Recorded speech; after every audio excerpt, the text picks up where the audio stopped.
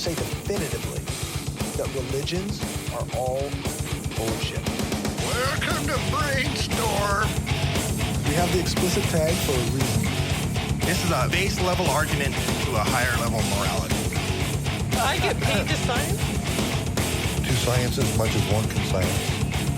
What the hell was my point? Trigger warning.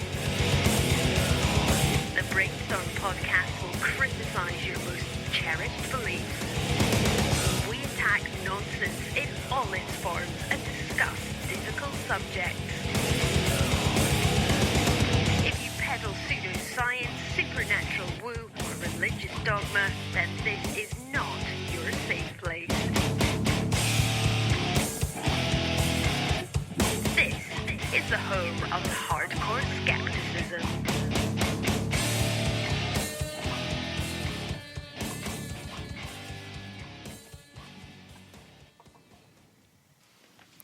All right. To those listening live or to our patrons, welcome back.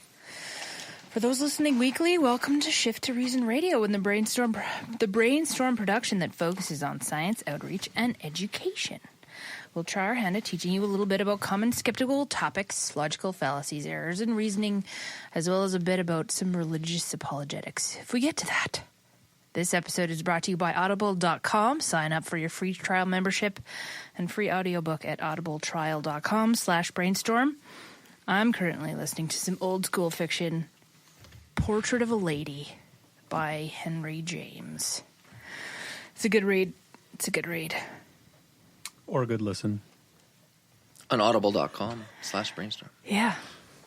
So go check it out, guys and gals. So we're going to do the Woo Report. I'm not a scientist, but if I can tell you your science sucks, your science really sucks. That just makes no fucking sense. I mean, it's just bullshit. Fuck.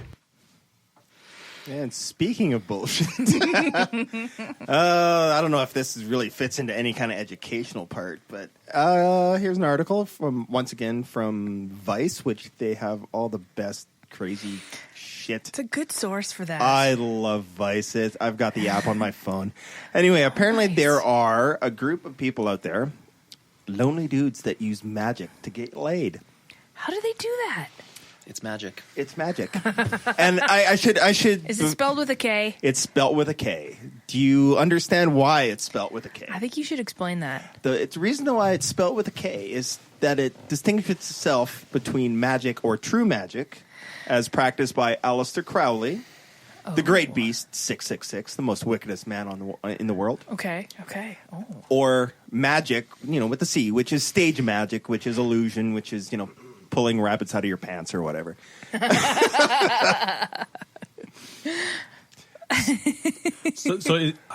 I've actually never heard of this before. This is all new information. Is that a commonly used term? Magic? If it is with a K, or is that just something that these guys made up? No, actually, that's a thing. That's a thing? Okay. This is totally outside of the article. It's just I find this shit fascinating. I don't buy into it, but I find it fascinating. I've done some reading on Aleister Crowley. He was a big figure in the occult circles in Britain. The occult was a big thing in around the turn of the century, in and around the 1920s and 30s, and maybe even a little bit before. Aleister Crowley was a major member of what was called the Order of the Golden Dawn. It was a major occult group in London. Oh. He then broke off and started his own, basically, sort of religion called the Thelema. He was known to, there were stories of him practicing, he was big into lots of drugs and sex magic. So he was supposed to have been communing with spirits in the temple in Egypt by banging his newest wife at the time. And okay. Yeah, he was quite a figure. Wow. Yeah, he was quite a figure. And that's where this magic with a K comes from. Okay. And this is probably where a lot of these sex spells probably came from, was him. Okay. There was I can't remember where it was, but he had a temple of Thelema somewhere, and I guess it was the stuff that went on there that would have made any rock star the most debaucherous rock star just blush. Like it was, it was outrageous. Like seriously, bowls of cocaine, and they were fucking everywhere. Like it was it was crazy, crazy stuff. Okay. If you want an interesting read, look up Aleister Crowley, who then died at, I think it was age 80, broke and hooked on heroin. That's Oh, I'm shocked. Yeah. What a way to go. But that's impressive that he got to 80. Yeah, it was like I think it was 80s when he died. I'd have to look that up, but just the fact that he got past 35. Yeah. Oh yeah. I mean, he was actually he came from a fairly well-to-do family. Okay. And he was actually, was he like a trust fund baby? in essence, yeah. If I remember right, I'd have to, once again, it's been a while since I've read this, and I'd have to look it up again. But he was in essence a trust fund baby. In fact, he actually climbed Mount Everest. And there's a story that he was known as a mountaineer. Oh. But the problem was he was pretty much kind of kicked out of the mountaineering kind of society because the one story I read was they were doing a climb and they wouldn't listen to him. So he said, "Fine, fuck you guys." And he went to his tent as an avalanche came down and just went, "No, you guys wouldn't listen to me. Fuck you." And he let like 3 men die on the slopes of Everest. Oh, and that's why they kicked him out. That's why the rest of the mountaineers like, we're not dealing with you. You don't do that. And he just was like, "Fuck you." And this is one of the many stories of how he became known as the most wickedest man in the world. That's crazy. Yeah, he was quite a figure. He didn't have a lot of fucks to give. No, apparently. he had zero. And so this is probably where a lot of... But depending on the kind of fucks you're talking about, I guess. Yeah. If you're talking the literal ones, he had lots. He gave those around a lot. Wow. And he didn't discriminate, shall we say. No. Okay. So apparently there is this movement of people that they practice this seduction magic, is a term they use in this. Okay. Is that I guess... And what it is, and I don't know if apparently, basically all the spells most of them involve a lot of masturbation. Yeah. Which reading this, I thought, that's the irony, isn't it? That one kind of led you to the desperation to turn to this. But so anyway, the practice is it's not as cut and dried as apparently as you would think. It's not like it doesn't sound cut and dry. Well, definitely not dry, but that would hurt. But apparently, the magic that they practice is it's not like, okay, I cast this sigil and this spell, and then suddenly knock on the door. Oh, Scarlett Johansson. That's apparently not how this stuff works. Okay. How does it work? Apparently, you cast these spells for the one that you're enamored with. Okay. And you learn how to interpret the signs. So you see how the magic opens up opportunities. And then that's, all of a sudden, you're the person you're infatuated with. You'll cast the spell, and supposedly she'll then suddenly be talking to you or flirting with you, and you have to know when to take advantage of this, which is a bad phrasing, but how to So basically, it's a confidence booster. That's exactly it. That is exactly it. That they make a joke about how it's kind of like the pickup artist. It's the game for magic users, magical practitioners. It's kind of like if you just look yourself in the mirror in the morning, it's like, you can do this, you can do this. Yeah, exactly. Doggone it, people like you. Yeah, yes. Exactly. Yes. It's Stuart Smalley. Sexy beast. It's Stuart Smalley, but with a little bit more finesse. Yeah. Let's do this, you guys. And apparently there are ebooks you can find with magic, these magic spells, and apparently there is YouTube channels, which I did check one out, and because I'm fighting a cold like everyone else on the planet, it seems. Yes. It was extremely...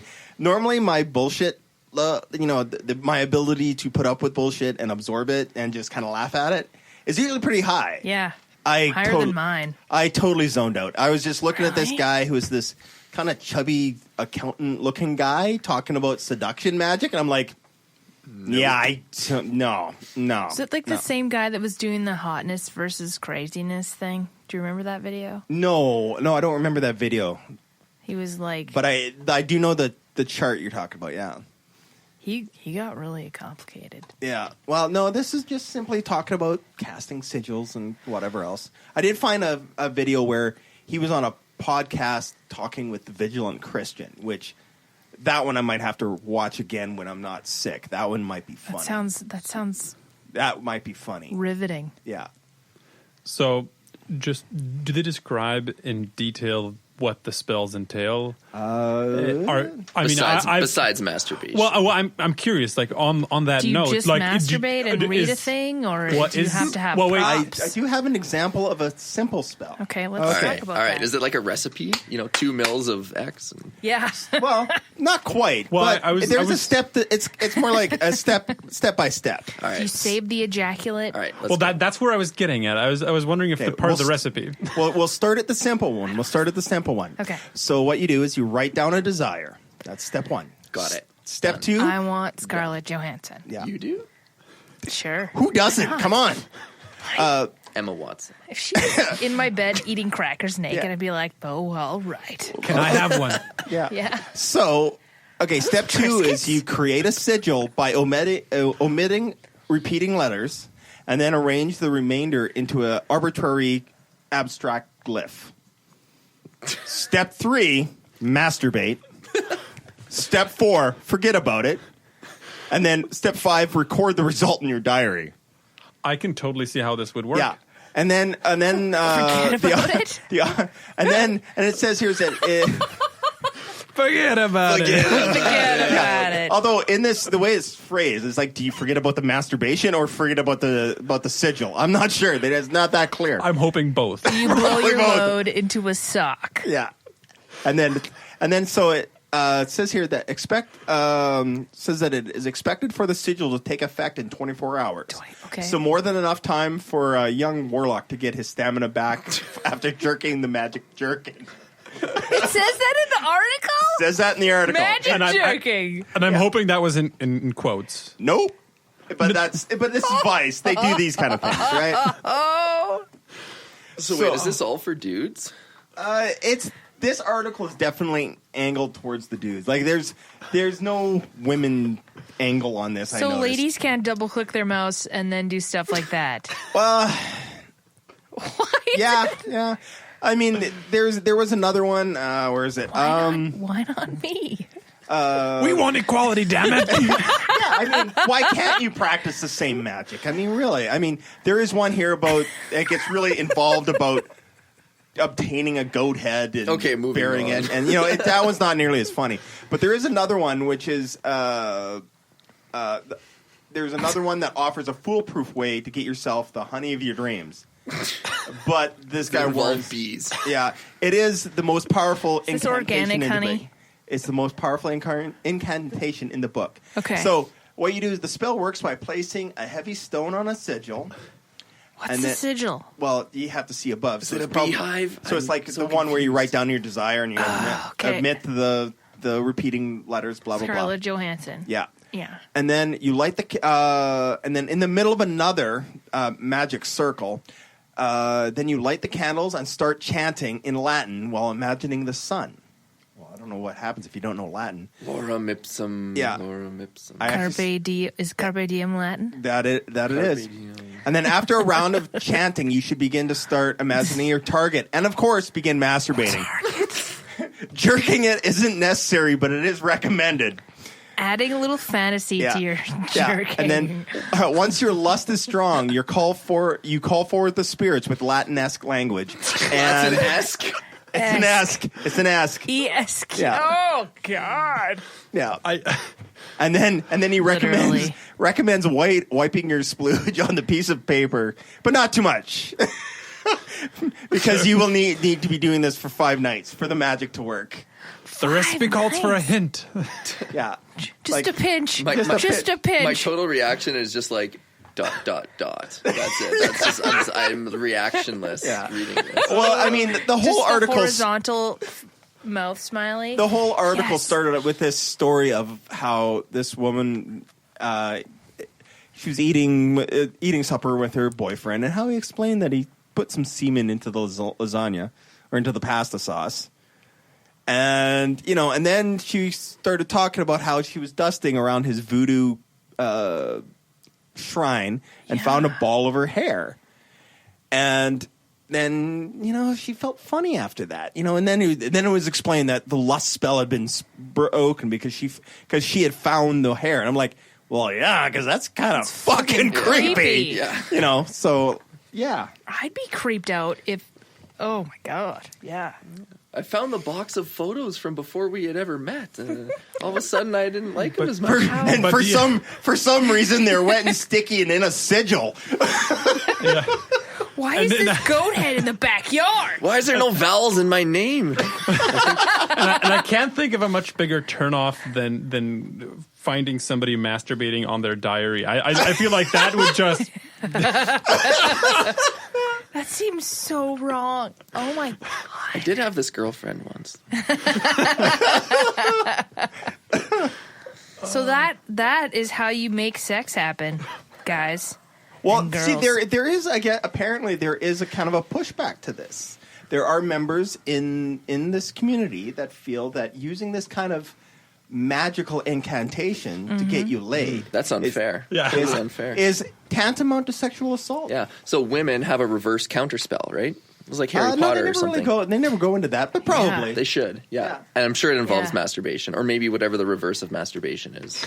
How do you scorn and laughter? You go back and forth, but the other way. Yeah, disgust. Yeah. You just have to masturbate backwards. Yeah. I feel like that would still work.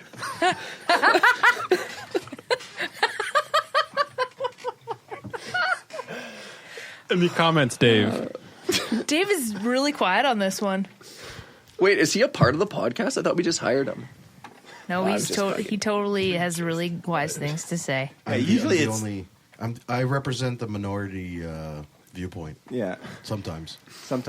He's the voice of reason. He's the voice of reason, and there's no reason to comment on this. He's the calm, thoughtful comment. Yeah, he's like ... Yeah. Yeah, I'm just like, this is funny. Yeah, like, I mean, but also incredibly stupid. Yeah, incredibly so stupid. Dumb. Yeah. So basically, and then there's the article kind of sums up with saying that like all this does is it just creates the opportunity. It's not like, and you still have to be outgoing. You can't be sitting in your home and suddenly having supermodels knocking on your door because you cast these spells. It's not how this works. So you have to get out there. So this is kind of like diet pills that you get. Like, take one of these and then run for 30 minutes a day. Yeah, and then it's the diet pills that are working. yeah, kind of. Definitely. This sounds like the power of the power of now. Or it's like, if you just... The secret. The secret, yeah. If you just keep focusing on whatever and... Yeah, well, I think it's closer to, as they describe, having read the game, it's closer to the game with magical spells. Yes. Like, it's confidence boosters, but it's like just the most wackiest way to go about it. And one last question. Is this tied to any specific belief form or any kind of ideology, or is it something that stands for itself, kind of just... I didn't get that from the article. Like, they hinted that a lot of it comes from Aleister Crowley, which he did sort of formulate his own sort of religion. Like I said, he called it Thelema, and he does have some books out there, and you can read up on his spells, and it probably involves a lot more than just masturbation.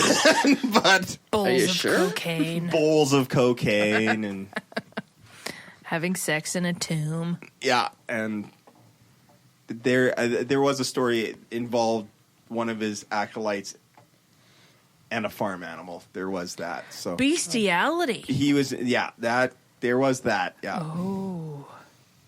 Aleister Crowley, he did it all. That's fucked up, man.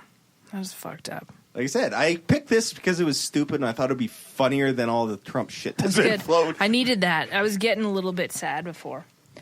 We're gonna do an extra one that's off script. Dan likes to do things that are off script, so I'm gonna humor him. He wants to talk about a story. Go for it.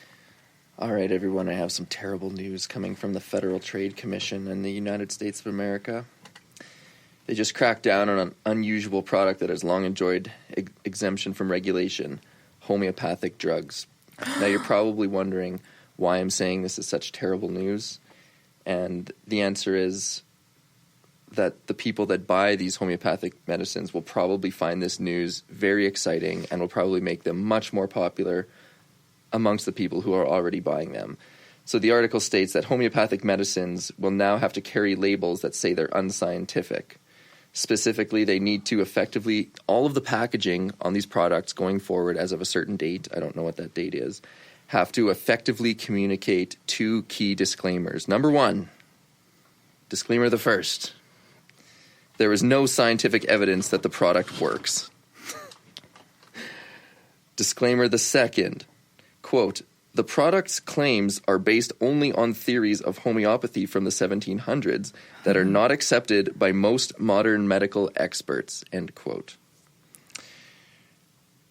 Yeah, so I don't know, that feels like a win, but as the article states there, that will probably make them extremely, like, that much more attractive for the people who are already buying them, who think that modern medicine is a sham and everything that was done medically hundreds of years ago is right because it's natural or something. More authentic. So how big is the font going to be on these? You know, what I'm thinking is I don't go to those stores that carry that stuff much or look at them, but I do listen to Sirius satellite radio, and one, it feels like a plug for them. But anyways, one of the ads that makes me laugh the most is this Highlands leg cramp relief. I posted about it on the CFI Regina Facebook page, but it says, do you ever wake up with those annoying cramps?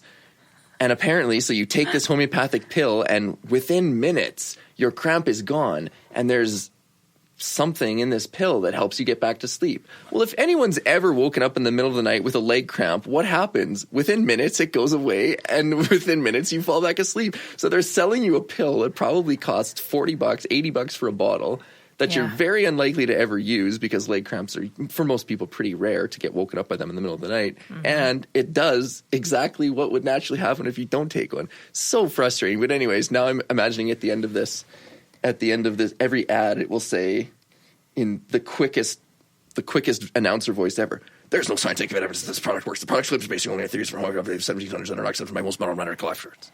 You know, like just so quickly that you'll never be able to tell what they're talking about. Oh, fuck. I know. Wow. Well, I guess, but it's still a win, right? Yeah, because maybe I was just going to say it's a step in the right direction. Yeah, even, for sure. Even though it's not that much, but because they can't just out and say this product is bullshit. But, I mean, if you read what they're forcing the packaging to effectively demonstrate, that is what they're saying, which is awesome. Yeah, it is basically saying outright that it is bullshit, but not outright bullshit. Well, I mean, for anyone that believes in science, I mean, you know, you don't have to believe in science because it's proven, but still true, right? So for anybody who trusts the scientific way of finding the scientific cures. method. So hopefully, I mean, most people trust it for a wide variety of things, so they just need to extend it to medical areas or to religious areas. You know, most people trust it at its core and they believe it for a large number of things, but just sometimes not everything. I'm curious to know what kind of impact those labels will have, if any. Well, I feel like it's going to impact some people. Let's say if you go to a chiropractor and the guy prescribes you, he hands you a bottle, like, you should take this. And if you see the label, like, there's going to be a number of people, like, it says here that this is not, like, scientific. Is it, like, and a lot of people will not take it for that reason. But probably there is a devout following of the homeopathic, you know. Yeah. Who will... I hope there's people that will question and be like, why are you giving me this bullshit? Like, I think in the setting that you described, it's going to be unlikely that because the practitioner will just say, oh, no, it's homeopathy works. It's just a regulation. We have to say this on it. And actually, big medicine from the 1700s is better. They knew what they were doing back then. Yeah. Leeches and whatnot. Smallpox. and whatnot. Mm-hmm. Yeah, so but Snake oil. People I think died it's really from going to affect. diabetes. It's really going to affect the situations where somebody walks into a pharmacy for some ailment and they're looking through the shelves and they see this like oxy blah blah blah whatever illin that they all end with, and they read through it and there's a major label on it that says there's no scientific evidence that this works, and you're by yourself and there's nobody there that's telling you or misleading you or judging you. You're going to think to yourself, why would I pay $39.95 for this bottle? There's no scientific evidence that it works whatsoever. I'm just going to put this back down right now. Because so many people go to Dr. Google, as it were, and they're like researching this, that. Because for my job, I have to look at stuff online to see, okay, and like correct spelling, etc. But they should almost require that statement to be on the website in a certain font and have it as a disclaimer, so that people that are researching stuff, because a lot of people do that, they look it up online, and they should have to put that on their website. It should be a checkbox when you go to buy it. Yeah. Click here if you agree that this product has no scientific evidence whatsoever. and this label might make it easier for people to sue companies that sell homeopathic stuff, because if there is any discrepancy, like if they fail to advertise, well, put that disclaimer on there. You know, it's another requirement on the part of whoever's producing this shit. And yeah. See, I feel like these products, this is how they're sold. Your friend walks up to you and says, and you say, "Oh, I'm sick," or "I'm this," or "I'm that," and they go, "Oh, well, I tried this awesome thing that worked for me and for my friend." "Oh, okay, yeah, I guess I should try that too." People don't read shit. No. like you know, like they just take it on anecdotal evidence. They say, "Oh, this person, it worked for them." I know, like, people, they'll always say things like, "Oh, all you guys and your science and all your shit. Yes. You know, this works just because." I took this. It worked well for me. I bled from my ears for a week, but that's it. You know. But you know, it's like people heal themselves from common ailments. Yes. And think it was the thing they took, and then they tell everybody else about it. Yeah. So that's how this stuff works. That's how this stuff sells. The warning label isn't going to tell you anything. I mean, think of cigarettes. I mean, it's a different thing, but we put fucking pictures on cigarette packs. Yeah. I mean, I smoked earlier. And it's like, you're going to die. But I smoked for 10 years, and that never stopped me. I don't know. I remember when they first started putting those pictures on them. There was a running joke that has, like, you know, people are going to start collecting them like cards. Oh, for sure. Hey, man, did you get the lung cancer? Nah, I got the one with the rotten teeth. I'll trade you for my lung cancer. Okay. Can I get the baby one? I want the baby one. Did you get the pregnant mother? Yes. we almost made it through the show without mentioning babies. Oh, we need like a button. Yeah. That does stuff. Yes. Damn it. I don't get it. Sorry. Have you not listened to the I've listened show? to some, but I didn't get that one. Oh, okay. This is around the time I usually tune out. It's okay. Me too. We're all starting to yawn and no. Yeah, that homeopathy thing is I think Dave has a good point. It's a lot of oh, I tried that. Yeah, you should try this. I haven't had a cold in 10 years. I just have oregano oil every day, 5 drops under the tongue, and that one is so stupid. I confess that I did that for a while. So I mean, come on. We were just talking about guys that thought then I it burped helped. oregano. We were just talking about people that thought if they thought of the woman of their dreams and jerked off, things will happen instead of you're just jerking off. That's my idea. I guess technically things happen. But if I can actually make something happen, Yada yada yada. Sigil. Remove the duplicate letters. Yes. Now, if we can come up with a homeopathic remedy to get laid, now we're talking. Holy shit. We'd make good money with that. We would one. make money hand over Yeah, but I don't know what we'd have to drop into a little bit of water. You have to dilute your semen by 1/1,000,000%. And then pour it on your diary. Just put it in a spritzer. A mist. Just mist yourself with it. I think we have a good business opportunity. Yeah. Aerosol. We've just solved the podcast, financial problems right there. Just right Who there. needs patrons? Wait, we have financial problems? If lack of money is a financial problem, then yes. This is a booming business venture. It's beautiful. Well, you guys are sponsored by Audible.com. I figured that was like 10 grand a spot. What are you guys charging your ads for? Man, we need to monetize this shit ASAP. Yeah. Sperm mister. Sperm mister. That'll just bring in the money. Homeopathy love. Is the mister for the misting, or is it like referring to a male person? Mr. Sperm. It's a play on words. Sperm mister.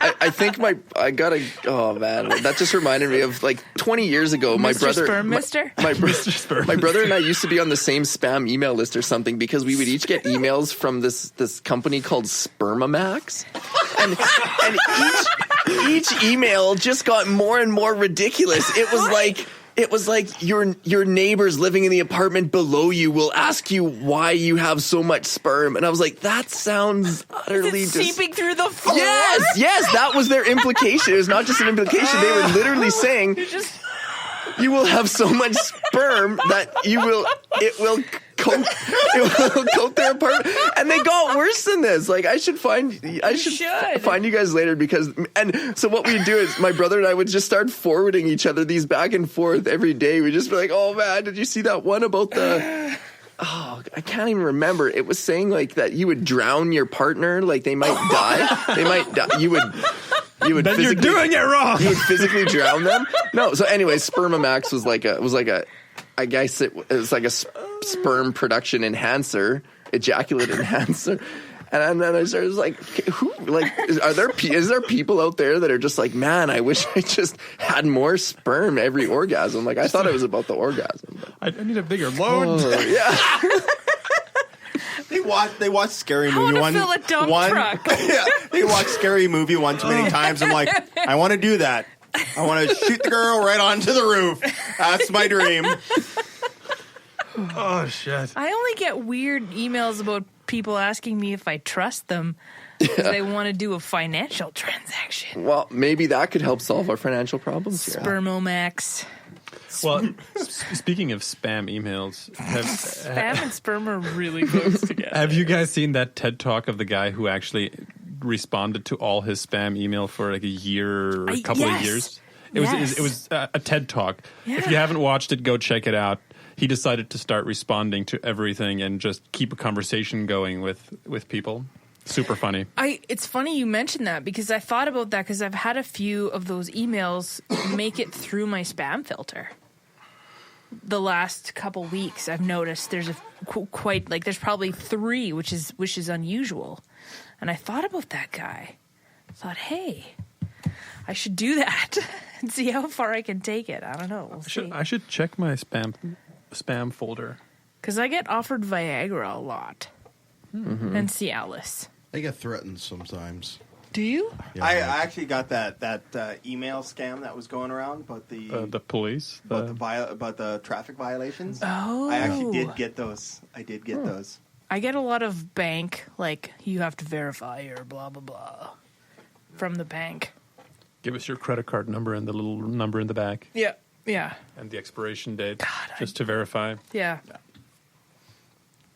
No Nigerian princes, though? Well, there have been a few, but there's people that just are like, do you trust me? And it's just like you look at the sent email and it's like, it's not even the right person. Yeah, fuck no. You're just hijacking some guy's email address. It's just fucking bullshit. Spam. Wonderful spam. Spam. That's brilliant. If you like what we're doing and want to help us keep the lights on, go become a patron at patreon.com/Brainstorm Podcast. You can hear the bonus half hour that we record every episode and get a shout out when you support the show. Become a patron for just $1 an episode at patreon.com/Brainstorm Podcast. Or you can support the show by ordering a t-shirt, mug or other gear from our store at cafepress.ca/Brainstorm Podcast Gear. If you can't afford to become a patron or buy gear, then why not give us a rating or write a review on iTunes or Stitcher? Every rating makes it easier for people to find us. Thanks for your support.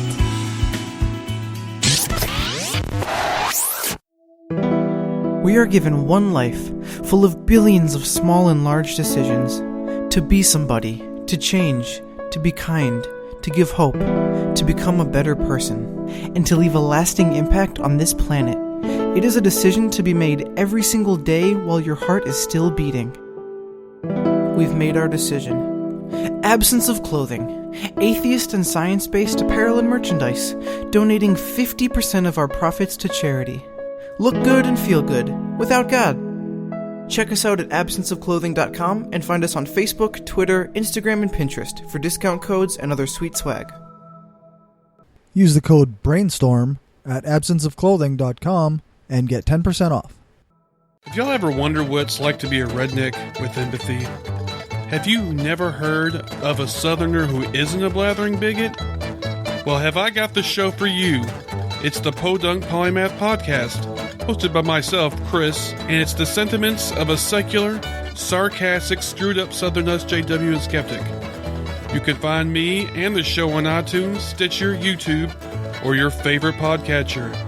Y'all stop on by and take it easy now, okay? Well, should we move on to some skepticism 101? Well, at that point, I think I'm going to tap out you're gonna just go? because I got to work at 6 in the morning and my cold is finally kicking my butt. Okay. So I'm going to tap out at this point. We're going to say goodbye to Renee. This is like a air. Survivor series. We're like seeing who's Yeah. I just got voted off the island. You're out of here, Renee. You're out. Now officially we have no original people. There's only... We're the only admins left. Does that mean we can boot the other admins and then take ownership of the group? Put them in the closet. We can officially fuck the show up now. We have here. taken over. Please proceed to the exit, Renee. Renee, you were the last thing holding us together. Feel better, dude. Yeah. Sleep good and stuff. Anyway, I'll talk to you guys later. All right. All right, man. All right, let's get through. Let's do this. You know, the Himalayan salt lamps. Yes, we'll get out the Himalayan salt lamps right That after always this. Now I'm responsible for 1/3 of the conversation. Or, well, no, one quarter. I'm helping a little bit. Just a little bit. You're going to listen to my sultry voice read Not too about much. skepticism for a bit here. Meanwhile, I'm Googling the strangest thing ever, Spermomax spam email, to try to find some of this ad copy because it was comedy gold. Those are Renee's. Have at her. Okay, so we're going to break down some logical fallacies. Let's do it. And the fallacy of accent is what we're going to talk about. This is actually one that I've never heard of before. I hadn't heard of it either. Being a fallacy. I just thought it was like a thing that children did. Yeah, I just thought it was like emphasis on, I don't know, it was... Like emphasis? Yeah, exactly. So the fallacy of accent is a type of ambiguity that arises when the meaning of a sentence is changed by placing an unusual prosodic stress, or when in a written passage it is left unclear which word the emphasis was supposed to fall on. Prosodic stress or sentence stress refers to stress patterns that apply at a higher level than the individual word. It may involve a certain natural stress pattern characteristic of a given language, but may also involve the placing of emphasis on particular words because of their relative importance. The fallacy of accent occurs when the meaning of a text is changed by what word or words are stressed, and either a word, different than the author's intent, is stressed, or it's unknown which word should be stressed. The meaning of a word or set of words may be drastically changed by the way they are spoken without changing the words themselves. Should I read some of the examples? Yeah, read some examples. All right, so this is one sentence several times over with the accent on a different word. I didn't take the test yesterday. Could mean that somebody else did. I didn't take the test yesterday. I didn't take it. I didn't take the test yesterday. I did something else with it. I didn't take the test yesterday. I took a different one. I didn't take the test yesterday. I took it some other day. That's basically it. It's not, I don't know if it's that commonly used, but that's pretty much it. Like when the meaning or the inference of what the sentence, like what you're kind of is unclear. Like instead of saying nasty woman, you could say nasty woman, right? I feel like that still comes off pretty Yeah? bad. Yeah? Either Is it way, bad I either don't way? think it makes it better. I don't know if, though I don't know if the fallacy is supposed to make it better. No. So, yeah, that was situation 1. Amy says, I can imagine Cal doing that. It's possible. And Bob says, yes, it's possible to imagine him doing that. Bob is flatly agreeing with Amy. And in the second situation, Amy says, I can imagine Cal doing that. It's possible. And Bob says, yes, it's possible to imagine him doing that. So Bob is implying that it's possible, but unlikely that Cal will do that. Okay, I see. I guess that example is better than the one that I just read. And then the third situation, Amy says, I can imagine Cal doing that. It's possible. And Bob says, yes, it's possible to imagine him doing that. Bob is implying that it's impossible that Cal will do that, in air quotes, outside of Amy's imagination. Okay. Huh. The fallacy of accent. And here, the first time I saw this, and this is a joke alert, I thought it was just if a person had a weird accent, you couldn't trust them.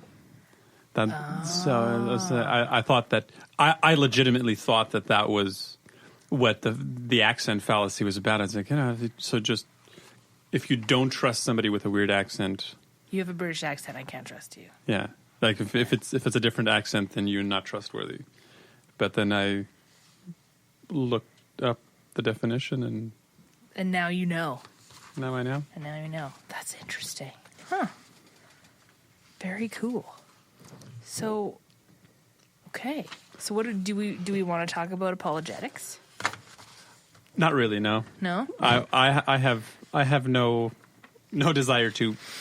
Did you find anything about Spermomax? You know what? I Googled Spermomax for so long. I got so mad I just sat here shaking my fist. Son of a bitch.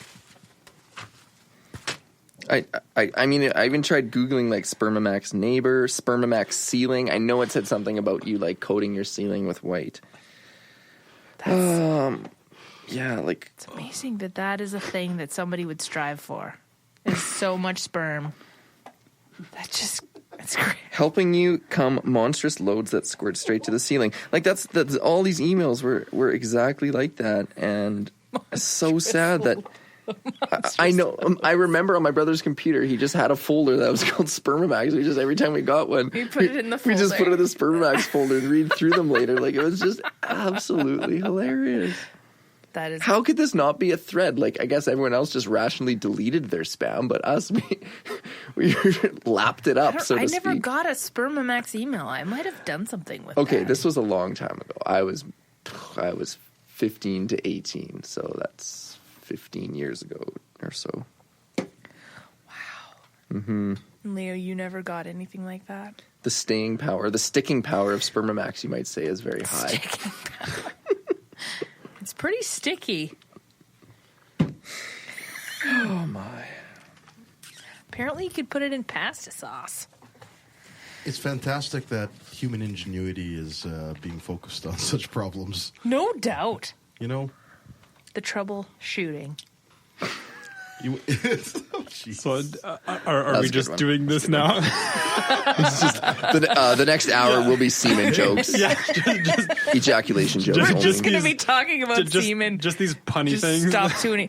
Corey, I'm sorry. I thought Gumby wasn't on the show right now, but we're saying plenty of Gumby-like things.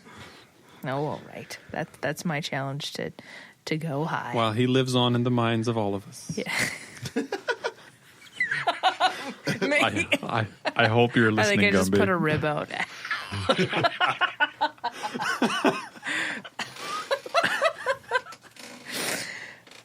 May you rest in peace.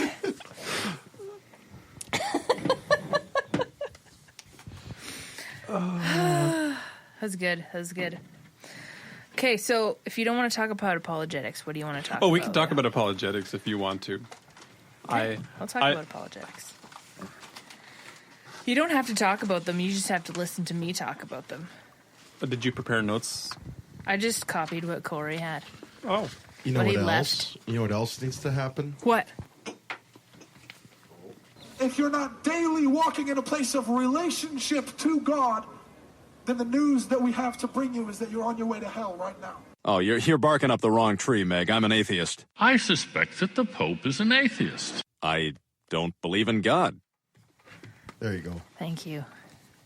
It's very important. It's so important. So important. Need a little Seth MacFarlane. So, Atheism for Dummies, Part 19, Apologetics, Part 7.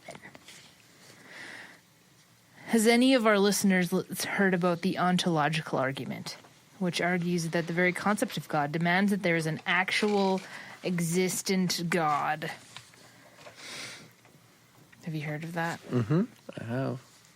An ontological argument is I read that already. Ontology is the philosophical study of the nature of being, becoming, existence, or reality, as well as the basic categories of being and their relations.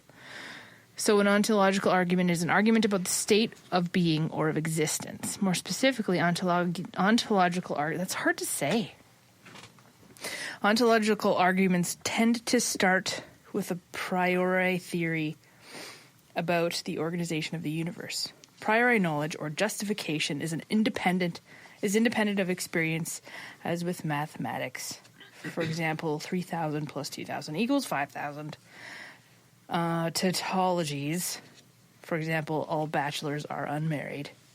And deduction from pure reason, for example, ontological proofs. First introduced by Anselm of Canterbury, defined God as that than which nothing greater can be conceived. Anselm's argument is summarized by 6 points. First point is, it's a conceptual truth. I was reading too far ahead. Or, so to speak, true by definition, that God is a being than which none greater can be imagined. That is the greatest possible being that can be imagined. Number 2, God exists as an idea in the mind. Number 3, a being that exists as an idea in the mind and in reality is, other than other things being equal, greater than a being that exists only as an idea in the mind. Thus, if God exists only as an idea in the mind, then we can imagine something that is greater than God. That is the greatest possible being that does exist. But we cannot imagine, this is point 5, that something that is greater than God, for it is a contradiction to suppose that we can imagine a being greater than the greatest possible being that can be imagined. And the 6th point is, therefore God exists. And posthumously, Corey says that his response is, that's stupid.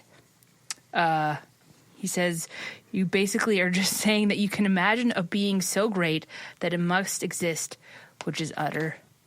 And I'm going to change that word and make it bullshit. Worded another way, the argument goes, by definition, God is a being which none greater can be imagined. A being that necessarily exists in reality is greater than a being that does not necessarily exist. Thus, by definition, if God exists as an idea in the mind, but does not necessarily exist in reality, then we can imagine something that is greater than God. But we cannot imagine something that is greater than God. Thus, if God exists in the mind as an idea, then God necessarily exists in reality. God exists in the mind as an idea. Therefore, God necessarily exists in reality. So so my takeaway is, if you can imagine something greater or better, then that exists by that logic. So I can just imagine a deity figure who is just slightly nicer than all the other gods. Yeah. Yeah, so that therefore I have just created a new deity? Is that somewhat accurate to that logic? Like if the thing that I imagine is better and greater, and I would argue that a deity who was nicer would be better and greater. Yeah. But am I following the logic right? Like if you if you can imagine something greater, then that must just by nature of things exist. Yeah, because you can imagine it. If you can imagine your sperm hitting the roof, then actually, that's a good point. So let's say I can. Let me elaborate that on has that. never followed that in the history of English language. Excellent point. No, but let me. You are witnessing history. Let Leo finish. Let me build on that. So there's this place where that god that Wikipedia just described, that's where he resides. If I take Spermomax, I can potentially shoot beyond that, and then my sperm will be greater than... Oh, no. Oh. Spermagod. And I think that's the ontological argument, if I'm not mistaken. I think so. Okay, great. I think so. Okay. Right on. That's brilliant. I guess I did have some comments on it. You did. Thanks. That helps because I was having troubles wrapping my mind around it because it was a lot of word salad. Word salad. And sometimes that's all the arguments for the existence of something are. Well, the reason why I particularly hate this one, because I don't know if you've watched the debate between, William Lane Craig with anybody. I haven't. This shit just oozes out of his mouth every time he opens it. Like the ontological, the teleological, and all these other arguments. He has them structured in a way, and it just always that crap flows out. And it's just word salads till everybody's so confused that, like, fine, we're done. Yeah. I had a conversation with some Jehovah's Witnesses probably about a month ago now. And they were just ridiculously persistent. And I was unabashedly vocal about my atheism. They're like, what about the wind? It's not there, but we can feel it. And whoa, they got you. They got, whoa. Because we can't explain that at all. No, we can't. Not at all. Well, I do have trouble explaining it to my 4-year-old. The wind, that is. Yes. I had an interesting experience. So there's these Jehovah's Witnesses that hand out their pamphlets at the university sometimes. Yes. And so the other day I walked by one of them, and there's always a couple like all over the place. Yeah. Like they come kind of and invade the place for. So the guy holds out a pamphlet.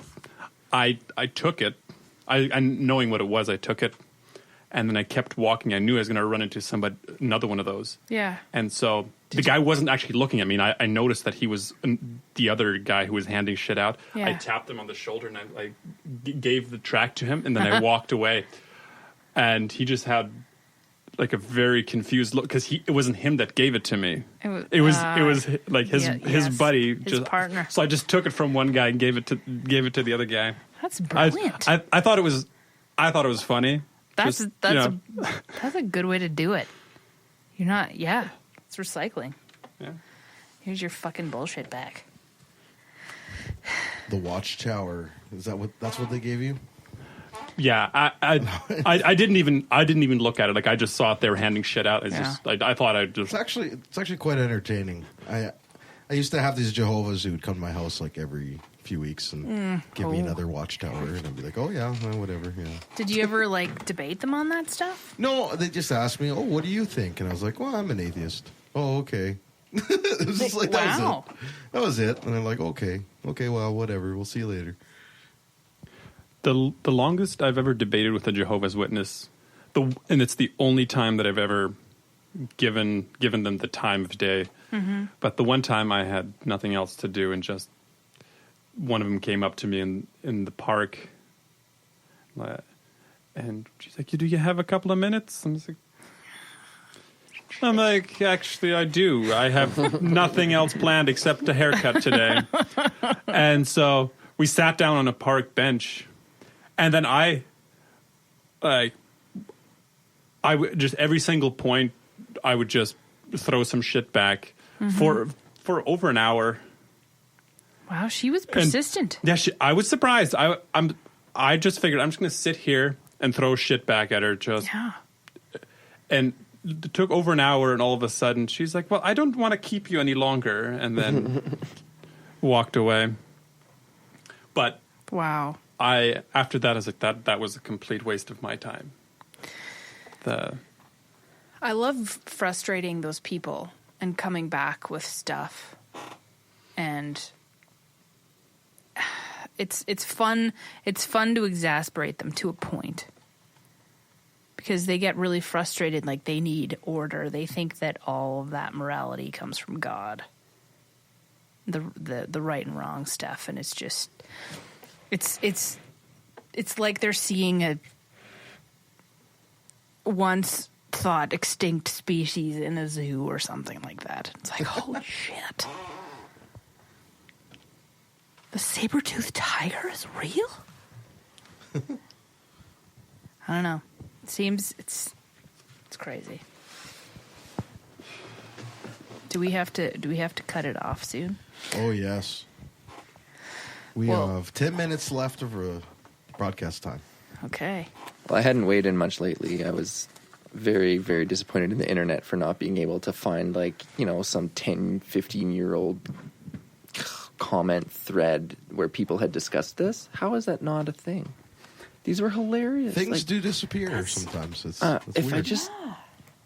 I don't know. Like if you knew the website, you could go to the Wayback Machine, which is an awesome thing. I found weird stuff that I had done when I was a teenager. Like I made an own personal website. It was just kind of like a little bit about me. Like these are my friends, whatever. But then I had a page for all of my ex-girlfriends. Did you? I had a picture of them and a little description and about. Yeah. And this was a public page. Yeah. Oh, yeah. Yeah. And then I had a current girlfriend who was like, dude, that's really weird. I was like, no, what are you talking about? Like, it's just where, they're cool people. I just want to have, webs. They're like, no, that's just not appropriate. Just a little out there.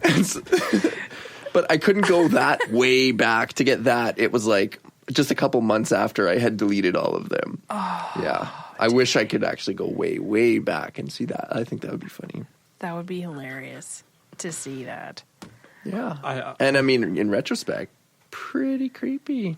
Yeah. I was just about to say, I've never heard of anybody even just with Come on, can you try to just make me feel a little bit better? No, I'm trying. I'm trying to put this very, very gently. Okay, lay it on me.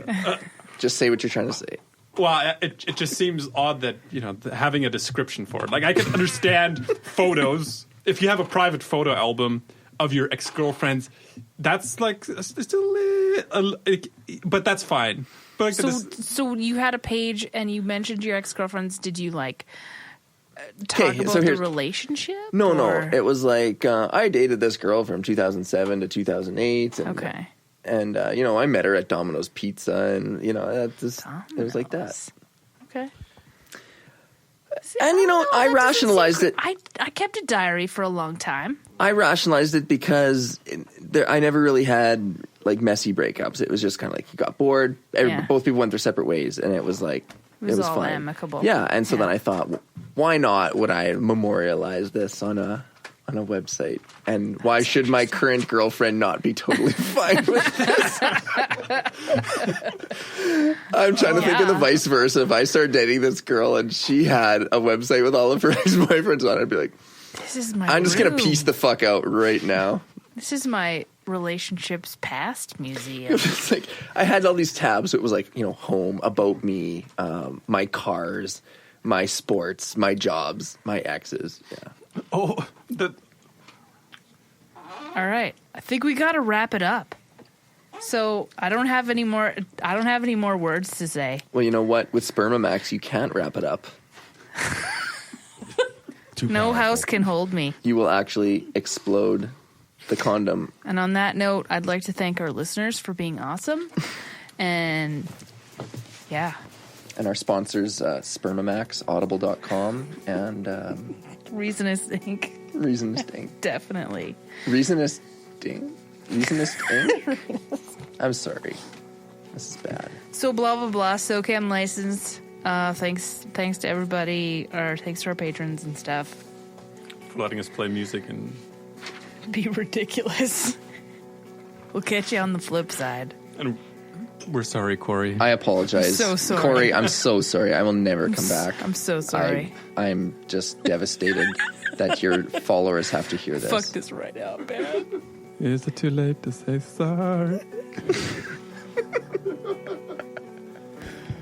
Anybody have to plug anything? Okay, this is Corey. We're signing off tonight. I want to thank Gold's Gym for giving me a shirt for trying out their gym. Babies. Eat babies. Performance-enhancing proteins. And we'll let Gumby out of the closet as soon as the show's over. Yeah. We promise. I don't think I have a big enough closet.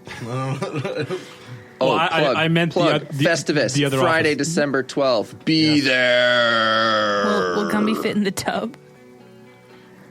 Maybe. Yeah. Might fit. I fit in there, so. Yeah. Have you tried it out? He's a little bigger than me, Yeah, but not much. Have you had a bath in the bathroom? I have. Nice. I have. It's my bathtub. Perfect. You might as well. Anyway. I'm just going to keep talking until you cut me off. I'm just playing this outro music. It's really good. Yeah, oh yeah, we have to thank the person who made the outro. I don't music. have that script. I don't know Corey, where it is. you failed us. You didn't give us all the I information. don't have that. It's a Capper Murdoch something. Is that No, that's the person. Oh, who that's does to do the intro. voiceovers. That's So okay. we're gonna thank you to the people who did this stuff. You guys are awesome. You guys are great. You know exactly who you are. Do you guys have something to plug? Anybody Nope. have something No. to plug? Not today. plugs? I can't plug.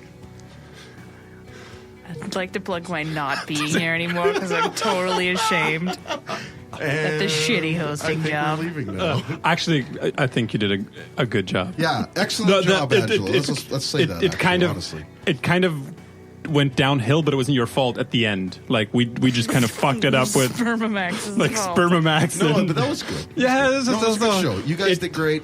Yeah. Considering people kept leaving too, so you kept it going. Thanks, Dave. You're good for my ego. Everybody have a great night. Yes. We'll see you in 2 weeks when some person is on the show that we don't know. Who knows? Okay, bye-bye. Bye.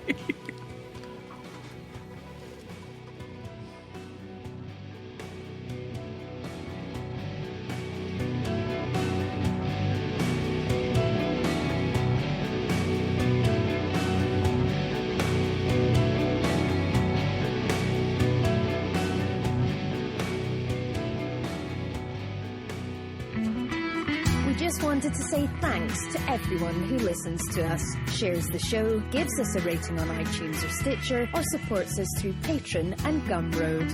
We don't have a lot of interaction sometimes with our listeners, but what we have had proves that we attract some of the best people around. Smart, kind, and cool. An audience truly worthy of the titles hardcore and woo-free. Thanks for helping us make the world a smarter place.